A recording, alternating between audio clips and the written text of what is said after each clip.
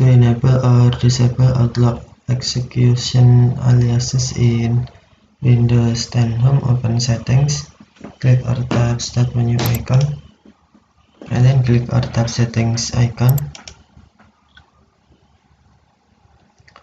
Select Apps, and then select Apps and Features. Tap or click App Execution Aliases,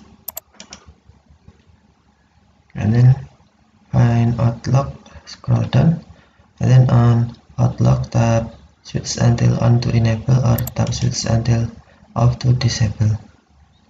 If you enable Outlook App Execution Aliases when you open a command prompt, for example, and then type Outlook,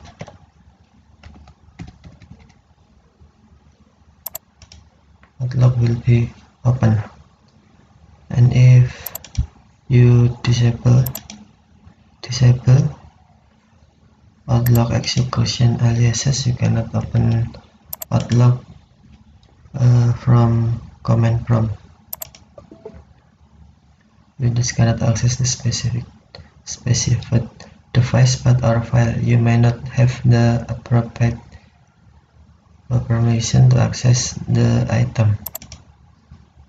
And when you enable and or type Outlook on command prompt, you can open Outlook.